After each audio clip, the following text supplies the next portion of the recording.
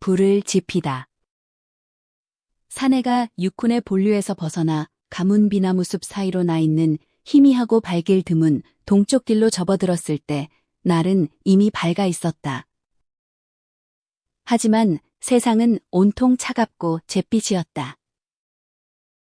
극심하게 차갑고도 어두운 잿빛이었다.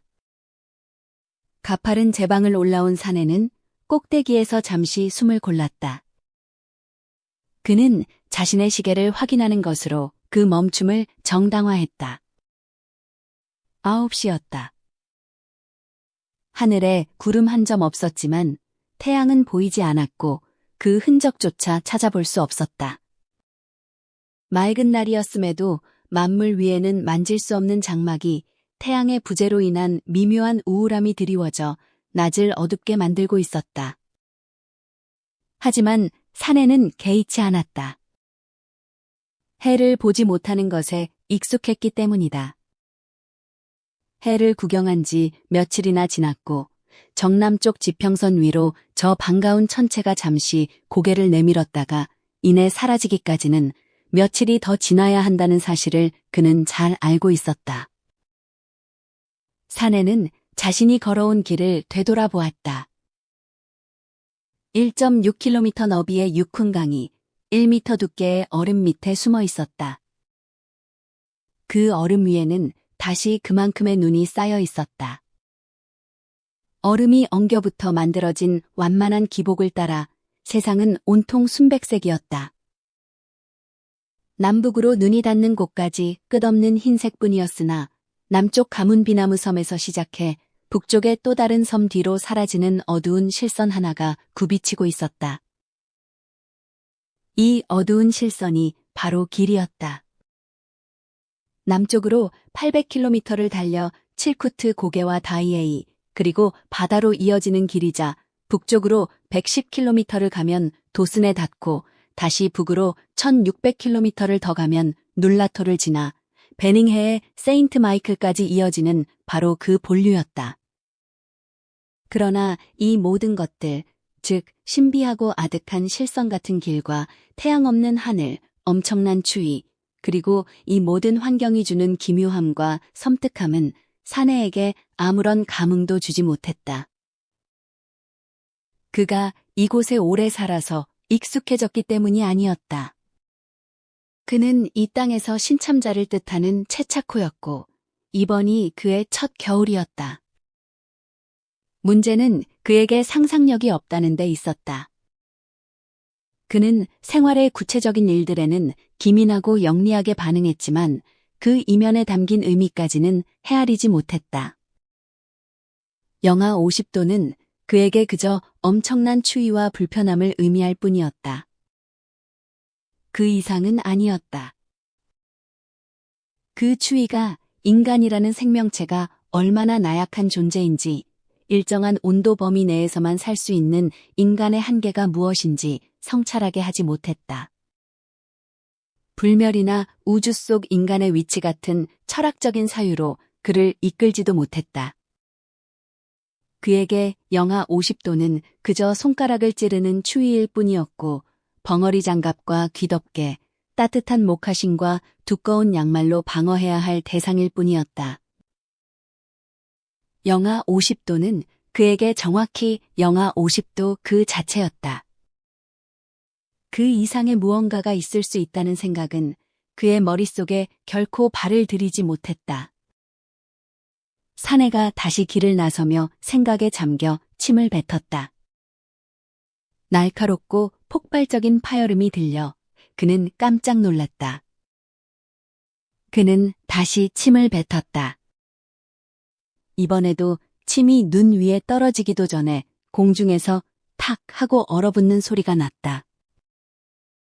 그는 영하 45도 정도면 침이 눈 위에서 얼어붙는다는 사실을 알고 있었지만 지금은 공중에서 얼음이 터지는 소리가 났다.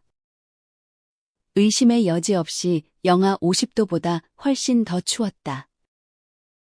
얼마나 더 추운지는 알 수 없었다. 하지만 온도는 중요하지 않았다. 그의 목적지는 핸더슨 계곡 왼쪽 갈래에 있는 옛 채굴지였고 동료들이 이미 그곳에 가 있었다.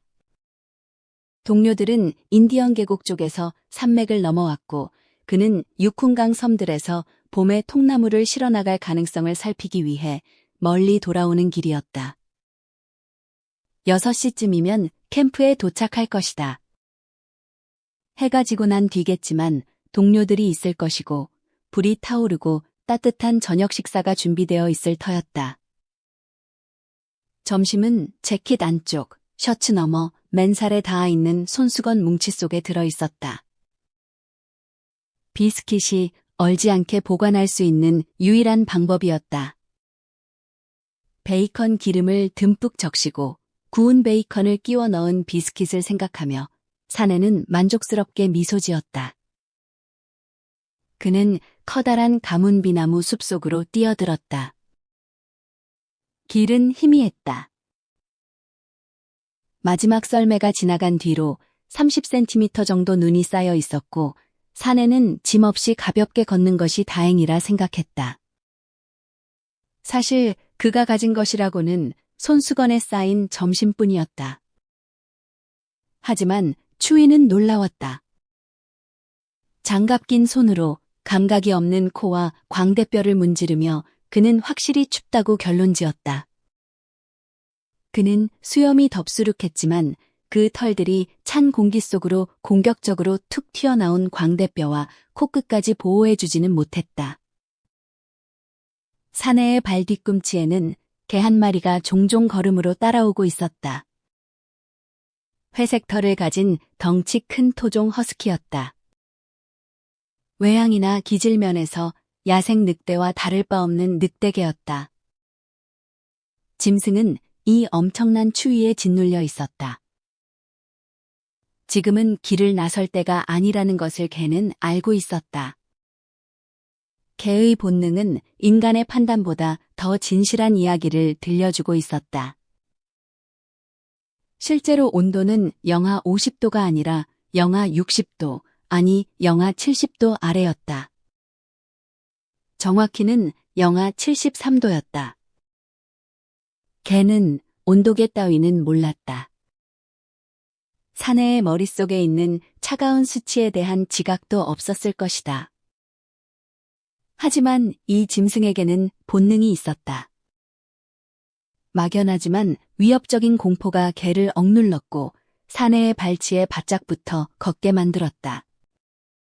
사내가 평소와 다른 움직임을 보일 때마다 개는 캠프로 돌아가거나 어딘가 대피처를 찾아 불을 지피기를 간절히 바라는 눈치였다. 개는 불을 알고 있었다. 불을 원했다. 그게 아니라면 눈 속에 구멍을 파고 차가운 공기로부터 열기를 지키고 싶어 했다. 개의 숨결에서 나온 수분은 털 위에 고운 가루처럼 내려앉았고 특히 주둥이와 속눈썹은 결정체로 변한 숨결 때문에 하얗게 변했다. 사내의 붉은 턱수염과 콧수염 역시 얼어붙었으나 훨씬 더 단단했다. 따뜻하고 습한 숨을 내뱉을 때마다 얼음층이 두꺼워졌다. 게다가 사내는 씹는 담배를 하고 있었기에 얼음이 입술을 너무 단단하게 고정해버려 침을 뱉을 때마다 턱을 제대로 닦아낼 수 없었다. 그 결과 호박색처럼 단단한 얼음 수염이 턱 밑으로 길게 자라나고 있었다. 만약 넘어진다면 그 얼음 수염은 유리처럼 산산조각이 날 판이었다. 하지만 사내는 개의치 않았다. 이 지역에서 담배를 씹는 이들이 치러야 할 대가였고 이전에도 2차례 혹한을 겪어본 적이 있었기 때문이다. 그때도 지금만큼은 아니었지만 영하 45도와 48도를 기록했다는 것을 그는 알고 있었다. 그는 평탄한 숲길을 몇 킬로미터 더 나아가 울퉁불퉁한 풀터미를 가로지른 뒤 작은 개울에 얼어붙은 바닥으로 내려갔다.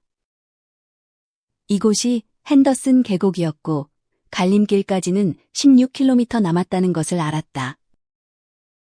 시계를 보니 10시였다. 시속 6.4km의 속도로 걷고 있었으니 12시 반이면 갈림길에 도착할 계산이었다. 그는 그곳에서 점심을 먹으며 스스로를 축하하기로 했다. 사내가 개울 바닥을 따라 휘적휘적 걷자 개는 다시 꼬리를 축 늘어뜨린 채 낙담한 모습으로 발치에 붙었다. 옛 썰매길의 흔적은 분명했지만 마지막 썰매의 자국은 30cm 두께의 눈 아래 덮여 있었다. 한 달 동안 이 고요한 개울을 오간 사람은 아무도 없었다. 사내는 꾸준히 나아갔다. 그는 생각에 깊이 잠기는 성격이 아니었고 지금 당장은 12시 반에 갈림길에서 점심을 먹고 6시까지 동료들이 있는 캠프에 도착한다는 것 말고는 생각할 것도 없었다. 대화할 상대도 없었거니와 설령 있다 해도 입가에 얼어붙은 얼음 마스크 때문에 말을 할 수도 없었다. 그래서 그는 그저 단조롭게 담배를 씹으며 호박색 얼음 수염의 길이를 늘려갈 뿐이었다. 가끔 정말 춥다는 생각, 생전 처음 겪어보는 추위라는 생각이 머릿속을 스쳤다. 그는 걷는 동안 장갑 낀 손등으로 광대뼈와 코를 문질렀다. 무의식적인 동작이었고 수시로 손을 바꾸어가며 문질렀다. 그러나 문지르는 것을 멈추는 순간 광대뼈와 코끝은 즉시 감각이 사라졌다. 볼에 동상이 걸릴 것이 뻔했다. 그는 후회 섞인 통증을 느꼈다. 추울 때 친구 버드가 썼던 것처럼 코 보호대를 만들지 않은 것이 아쉬웠다. 하지만 결국 큰 문제는 아니라고 생각했다. 뺨에 동상 좀 걸리는 게 대수인가? 좀 아프긴 하겠지만 치명적인 건 아니니까. 머릿속은 비어 있었지만 그의 눈은 예리했다.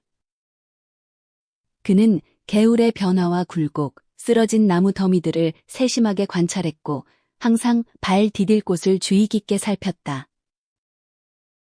한 번은 굽이길을 돌다가 놀란 말처럼 갑자기 몸을 움츠리더니 걷던 곳에서 벗어나 길을 따라 몇 걸음 뒤로 물러났다. 그는 개울이 바닥까지 꽁꽁 얼어붙어 있다는 것을 알았다. 이런 극지방의 겨울에 물이 흐를 리가 없었다. 하지만 그는 산기슭에서 솟아나 눈 밑과 얼음 위로 흐르는 샘물들이 있다는 것도 알고 있었다. 아무리 추워도 이 샘들은 결코 얼지 않으며 그것이 얼마나 위험한지도 잘 알고 있었다. 그것은 함정이었다. 눈 아래에는 10cm에서 깊게는 1m에 이르는 물웅덩이가 숨겨져 있었다. 때로는 1cm 두께의 얇은 얼음층이 물 위를 덮고 그 위를 다시 눈이 덮어 위장하기도 했다. 물과 얼음층이 겹겹이 쌓여 있는 경우도 있어서 한번 발이 빠지면 허리까지 젖기도 했다. 그가 공포에 질려 몸을 피한 이유가 바로 그것이었다. 발밑이 꺼지는 느낌과 함께 눈 속에 숨겨진 얼음층이 갈라지는 소리를 들었기 때문이다. 이 같은 온도에서 발이 젖는다는 것은 고난과 위험을 의미했다. 적어도 불을 지피고 발을 말리는 동안 시간이 지체될 수밖에 없었다. 그는 개울 바닥과 제방을 살피며 물이 오른쪽에서 흘러나온다고 판단했다. 코와 뺨을 문지르며 잠시 고민하던 그는 왼쪽으로 빙 돌아서 한 걸음 한 걸음 발밑을 확인하며 조심스럽게 나아갔다. 위험에서 벗어나자 그는 다시 담배를 한 입 씹고는 시속 6.4km의 속도로 성큼성큼 걸었다. 다음 2시간 동안 그는 비슷한 함정들을 몇 차례 더 만났다. 대개 물웅덩이 위에 눈은 가라앉아 있거나 설탕처럼 부서지는 모양새를 하고 있어 위험을 예고했다.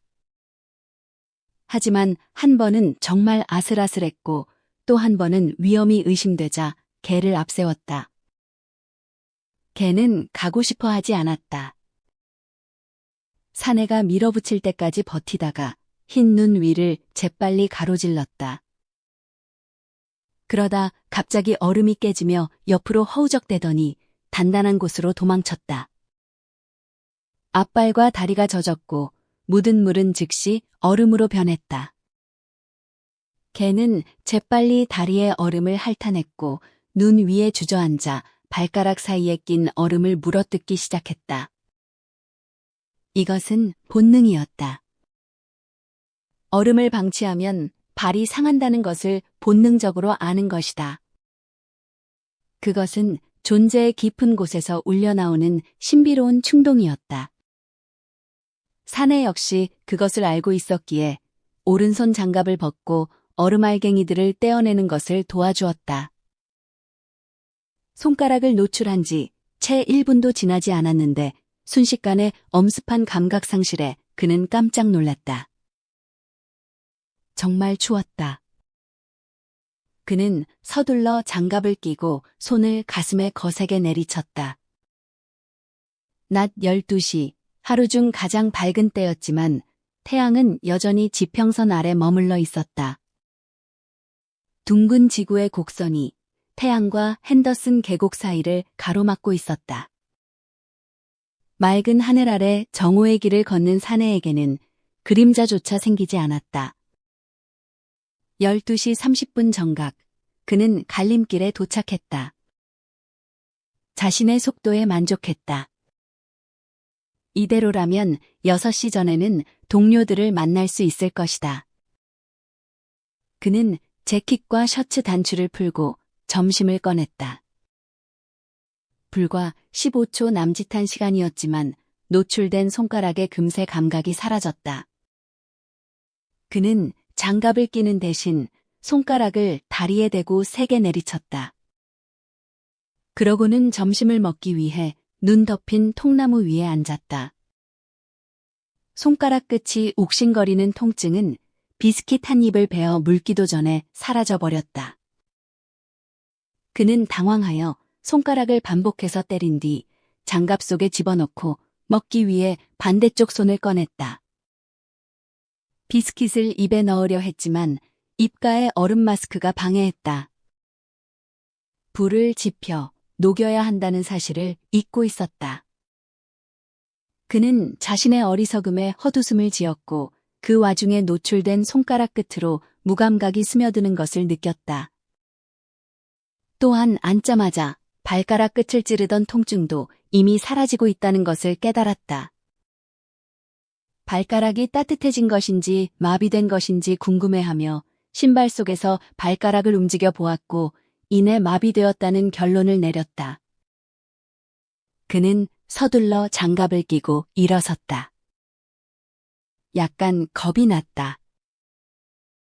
그는 통증이 돌아올 때까지 발을 구르며 제자리에서 뛰었다. 정말 춥군 하고 그는 생각했다. 설퍼 계곡의 노인이 이 지역이 가끔 얼마나 추워지는지 말해주었을 때 그는 비웃었었다. 하지만 이제 깨달았다. 자만해서는 안 된다는 것을. 의심할 여지 없이 추웠다. 그는 온기가 돌아올 때까지 팔을 휘두르고 발을 굴렀다. 그러고 나서 성냥을 꺼내 불을 지피기 시작했다. 지난 봄 홍수에 떠내려온 마른 나뭇가지들을 덤불 속에서 모았다. 작은 불씨에서 시작해 조심스럽게 키워가니 이내 불길이 활활 타올랐다. 그는 불길 위에서 얼굴에 얼음을 녹이고 따뜻한 온기 속에서 비스킷을 먹었다. 잠시나마 우주의 추위를 따돌린 셈이었다. 개 역시 불가에 바짝 다가앉아 온기를 즐겼다. 식사를 마친 사내는 파이프에 담배를 채우고 느긋하게 연기를 즐겼다. 그러고 나서 다시 장갑을 끼고 모자에 귀덮개를 단단히 고정한 뒤 왼쪽 갈림길을 따라 길을 나섰다. 개는 실망한 기색으로 불길을 돌아보았다. 사내는 추위를 몰랐다. 아마 그의 조상 대대로 이 정도의 추위, 어느 전보다 70도나 낮은 진짜 추위는 겪어본 적이 없었을 것이다. 하지만 개는 알고 있었다. 개의 조상들은 알고 있었고 그 지식은 본능으로 이어져 내려왔다. 개는 이런 무시무시한 추위 속에서 밖을 돌아다니는 것이 옳지 않다는 것을 알았다. 지금은 눈 속에 구멍을 파고 들어가 하늘의 커튼이 쳐지기를, 우주의 냉기가 잦아들기를 기다려야 할 때였다.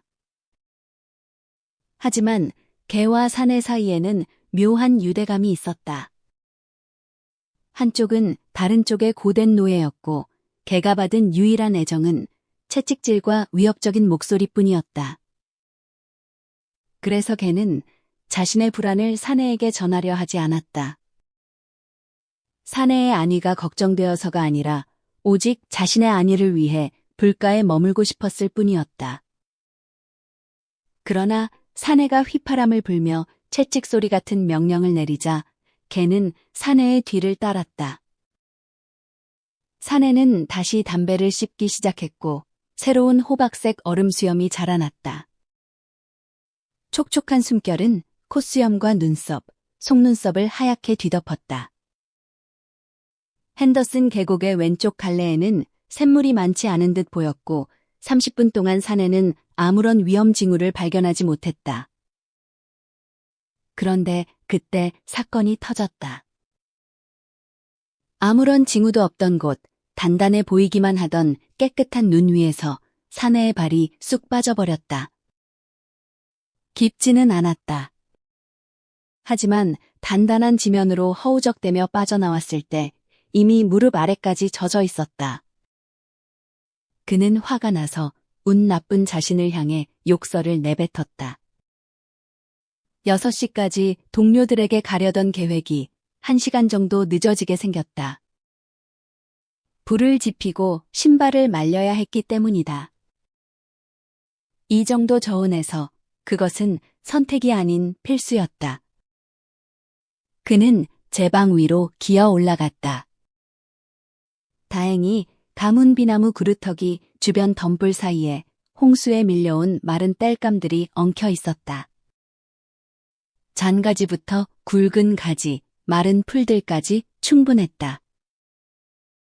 그는 먼저 굵은 나무 몇 개를 눈 위에 깔았다. 불꽃이 눈을 녹여 스스로 꺼지는 것을 막기 위한 기초 작업이었다. 주머니에서 자작나무 껍질 한 조각을 꺼내 성냥을 그어 불을 붙였다. 종이보다 더 잘 타올랐다. 기초 위에 불붙은 껍질을 놓고 마른 풀과 아주 가는 잔가지들을 얹어 어린 불꽃을 키워나갔다. 그는 위험을 뼈저리게 느끼며 천천히 그리고 신중하게 움직였다. 불꽃이 강해짐에 따라 조금 더 굵은 가지들을 넣었다. 눈 위에 쪼그려 앉아 덤불 속에서 나뭇가지를 끌어내 불길에 직접 밀어 넣었다. 그는 실패해서는 안 된다는 것을 잘 알았다. 영하 73도의 혹한에서 발이 젖었을 때 첫 번째 불 지피기에 실패해서는 안 된다. 발이 젖지 않았다면 실패해도 800m를 달려 혈액순환을 시킬 수 있지만 젖은 상태에서는 달릴수록 발이 더 꽁꽁 얼어붙을 뿐이었다. 사내는 이 모든 것을 알고 있었다. 작년 가을 설퍼 계곡의 노인이 해준 조언이 뼈아프게 다가왔다. 이미 발의 감각은 완전히 사라진 상태였다. 불을 지피기 위해 장갑을 벗어야 했고 손가락은 금세 마비되었다. 시속 6.4km로 걸을 때는 심장이 온몸 구석구석 피를 뿜어주었지만 멈추는 순간 펌프질은 약해졌다. 우주의 냉기가 무방비 상태인 행성의 끝자락을 내리쳤고 그곳에 서 있는 그는 그 타격을 온몸으로 받아냈다. 몸속의 피가 그 기세에 눌려 뒤로 물러났다. 피 역시 개처럼 살아있는 생명체와 같아서 이 무시무시한 추위를 피해 몸 깊숙한 곳으로 숨어버리고 싶어 했다. 걷는 동안에는 강제로 표면까지 피를 밀어냈지만 이제 피는 몸의 심장부로 썰물처럼 빠져나갔다. 가장 먼저 감각이 사라진 곳은 손발 끝이었다. 젖은 발은 빠르게 얼어갔고 노출된 손가락도 감각을 잃었다. 코와 뺨은 이미 얼어붙기 시작했고 피를 잃은 온몸의 피부가 차갑게 식어갔다. 하지만 그는 이제 안전하다고 생각했다. 불길이 거세게 타오르기 시작했으니 코나 뺨 정도만 가벼운 동상에 걸릴 터였다. 그는 손가락 굵기의 나뭇가지를 집어넣었다. 1분만 더 있으면 손목 굵기의 가지를 넣을 수 있을 것이고 그때 신발을 벗어 말리면서 맨발을 눈으로 문질러 온기를 되찾으면 된다. 불 지피기는 성공적이었다. 그는 안전했다. 설퍼 계곡 노인의 조언을 떠올리며 미소 지었다. 영하 50도 이하에서는 절대 혼자 여행하지 말라는 그 엄격한 규칙 말이다. 보라고. 사고가 났고 난 혼자지만 결국 스스로를 구했잖아. 노인들이란 참 겁쟁이들이라고 그는 생각했다. 사람이 정신만 똑바로 차리면 될 일이었다. 사내라면 누구나 혼자서도 할 수 있는 일이었다.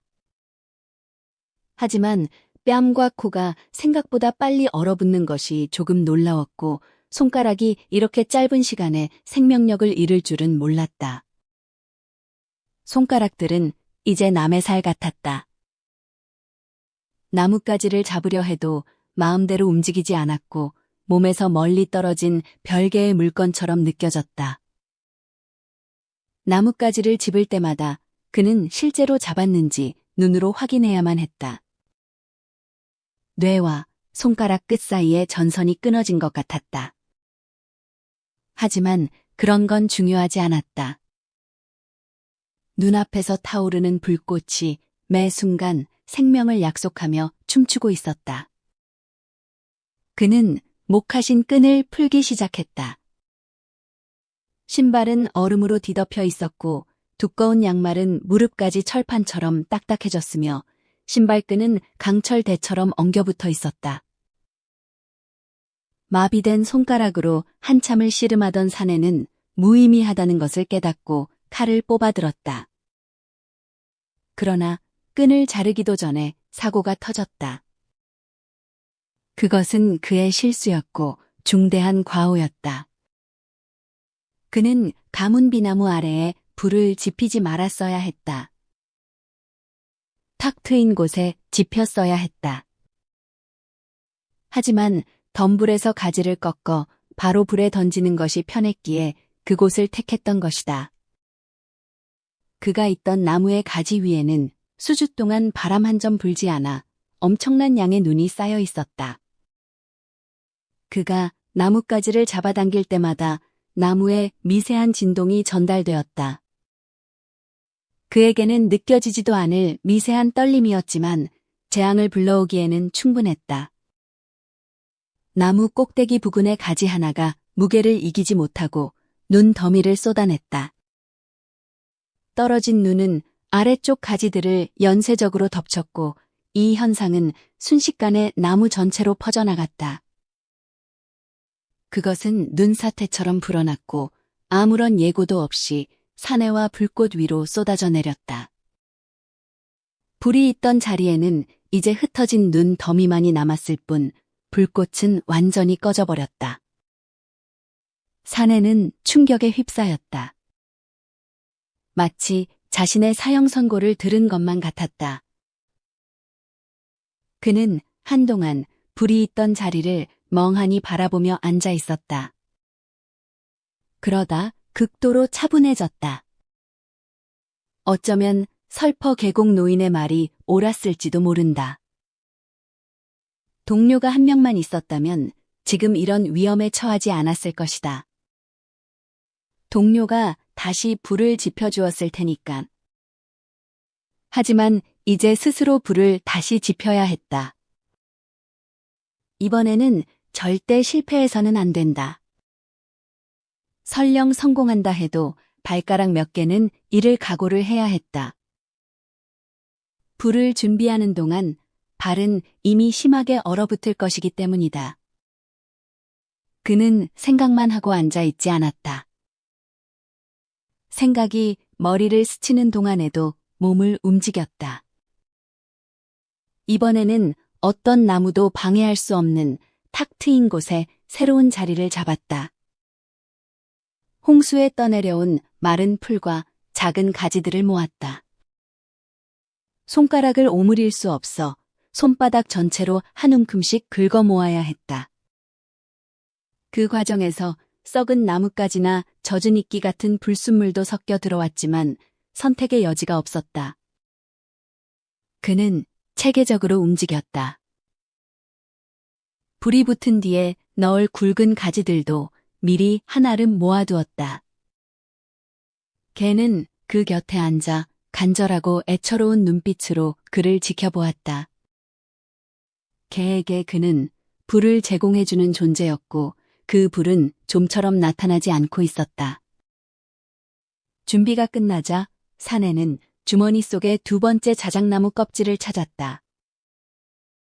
손가락 끝으로 느낄 수는 없었지만 손을 움직일 때마다 바스락거리는 소리가 들렸다.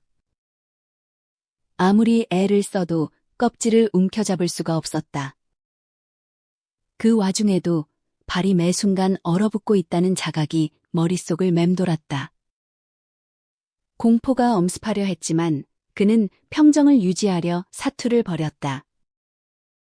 이빨을 이용해 장갑을 끼고는 팔을 앞뒤로 세게 휘둘렀다.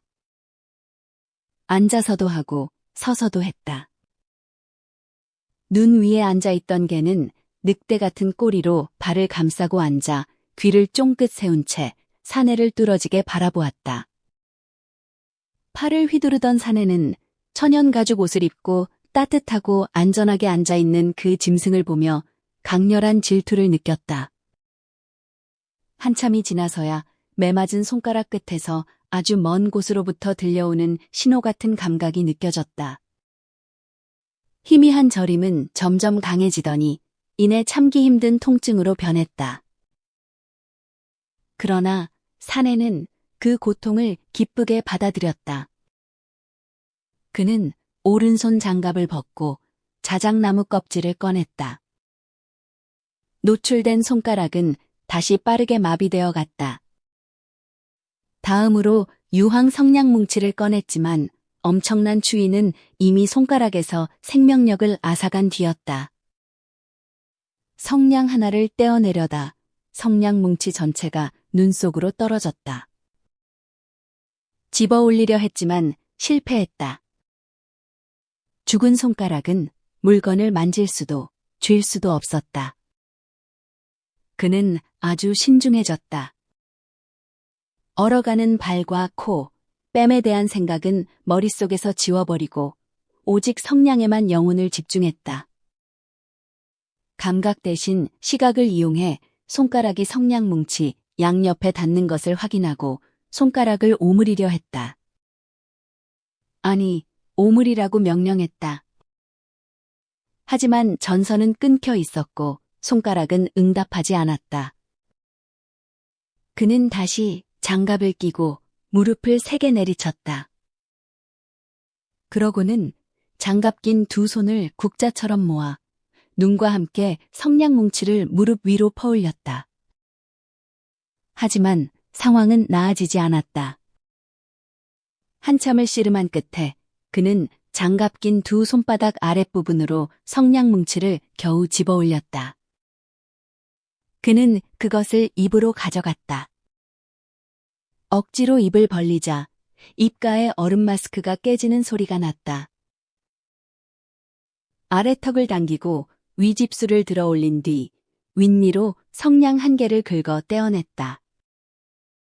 겨우 하나를 떼어 무릎 위에 떨어뜨렸지만 여전히 막막했다. 집어 올릴 수가 없었다. 그때 한 가지 방법이 떠올랐다. 그는 이빨로 성냥을 물고 다리에 대고 긁었다. 20번을 긁은 끝에 겨우 불이 붙었다. 불꽃이 피어오르자 그는 이빨로 성냥을 문 채 자작나무 껍질에 갖다 댔다. 하지만 타오르는 유황가스가 콧구멍과 폐로 들어오는 바람에 발작적인 기침이 터져나왔다. 성냥은 눈 속으로 떨어져 꺼져버렸다.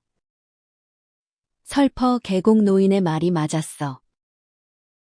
절망이 엄습하는 순간 그는 생각했다. 영하 50도 이하에서는 반드시 동행이 있어야 한다고. 그는 다시 손을 두드렸지만 감각은 돌아오지 않았다. 갑자기 그는 이빨로 장갑을 벗겨내고 두 손을 모두 드러냈다.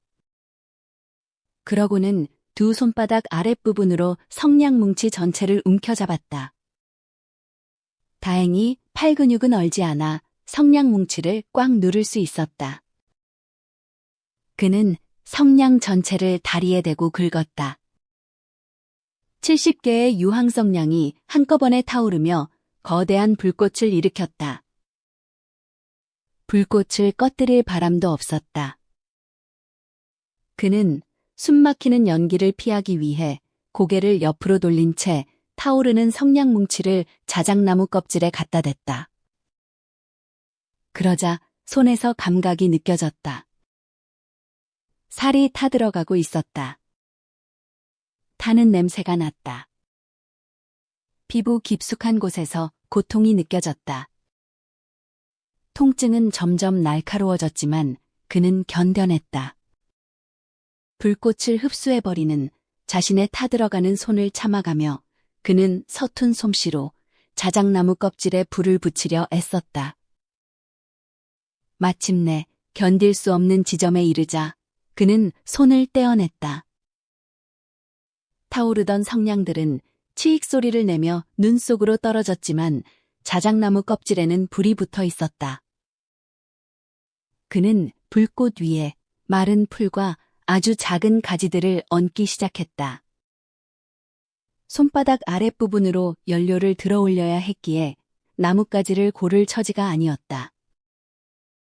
썩은 나무와 젖은 이끼가 섞여 들어왔고 그는 이빨로 그것들을 물어뜯어냈다.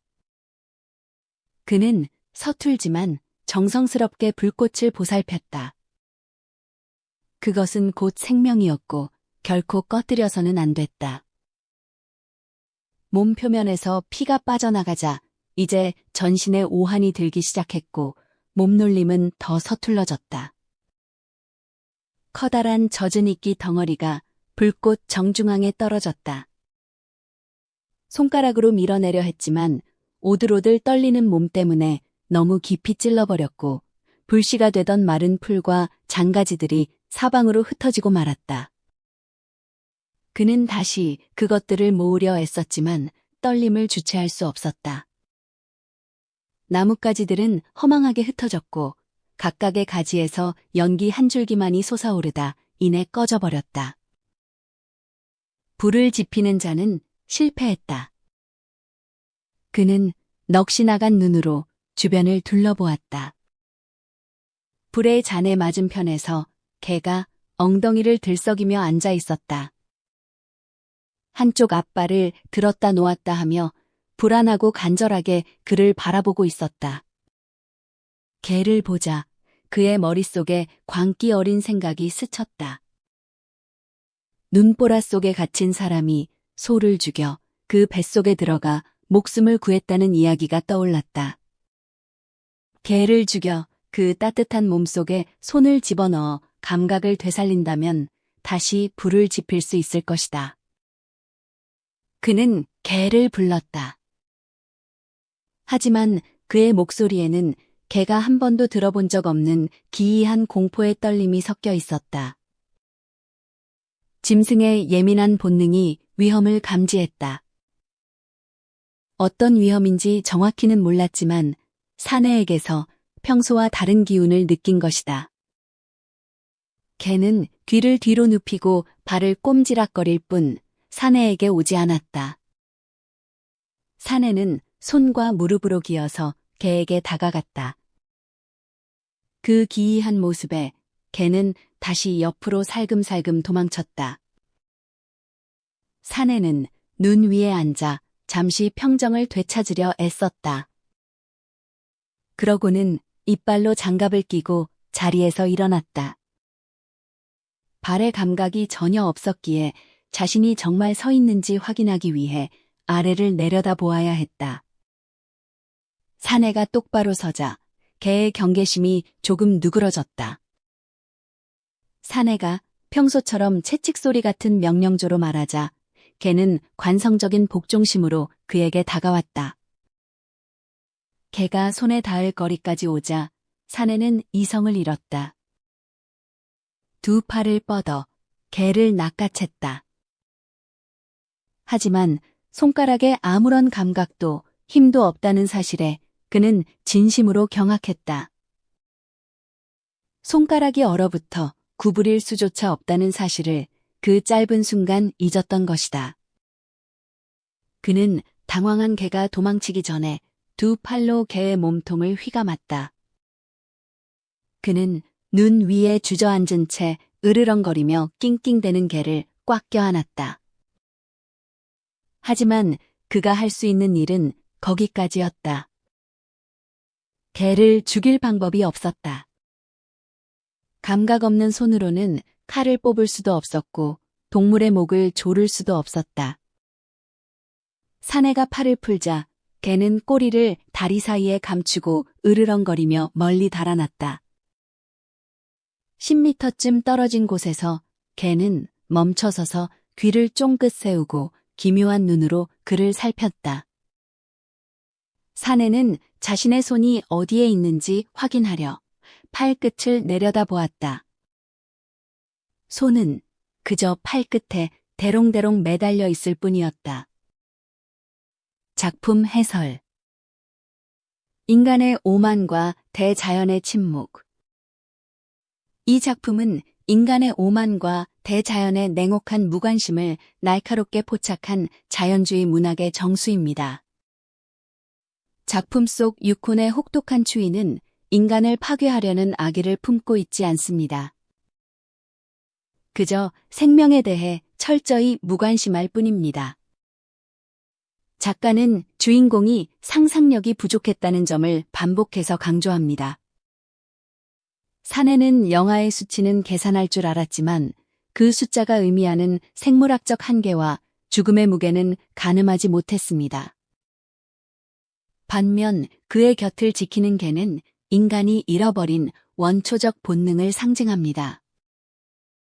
이성적 판단에 의존해 길을 나선 인간은 무너지고 조상으로부터 물려받은 생존의 감각에 충실했던 짐승은 살아남습니다.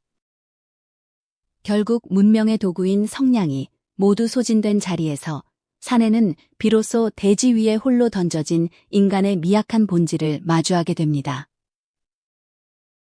이 작품은 인간이 자연을 정복할 수 있다는 근대적 믿음에 서늘한 경종을 울립니다. 화려한 문명 뒤에 숨겨진 인간의 연약함을 폭로하며 거대한 우주의 질서 앞에서 우리가 갖추어야 할 태도는 오만이 아닌 겸허한 경외심임을 일깨워줍니다.